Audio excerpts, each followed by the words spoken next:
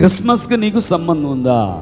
యేసయ్య ఎందుకు వచ్చాడంటే మన పాపముల నుండి మనలను విడిపించడం, ప్రాయశ్చిత్తం చేయడానికి, దేవునితో మనను సమాధానపరచడానికి, మనకు దేవునికి మధ్య ఉన్న అడ్డును తొలగించి మనలను దత్తపుత్రులుగా చేయటానికి, ఆయనతో సమాధానపరచడానికి యేసయ్య ఈ భూమి మీదకి వస్తే మనం దాన్ని మర్చిపోయాం.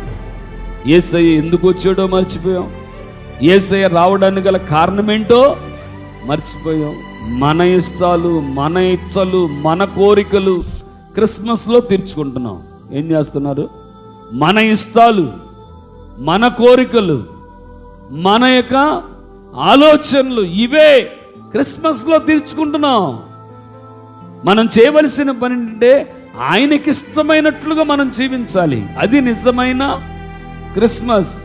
ఆయన మన నుండి ఏం కోరుకుంటున్నాడో దాని ప్రకారం జీవించటమే అది నిజమైన క్రిస్మస్. అంతేగాని మనకిష్టమైనది వండేసుకుని, మనకిష్టమైన తినేసి, మనకిష్టమైన వేషధారణ చేస్తూ, మనకిష్టమైనట్లు ఫుల్లుగా మందు పొట్టి యేసు పుట్టెను చింతలేదిక అని ఊగుతూ పాడితే అది క్రిస్మస్సేనా?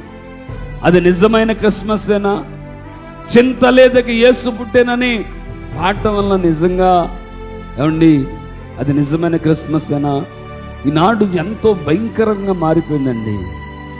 బాధతో చెబుతున్న మాటలు, ఒకరిని కించపరచాలనో, ఒకరిని హేళన చేయాలనో మాట్లాడే మాటలు కాదు.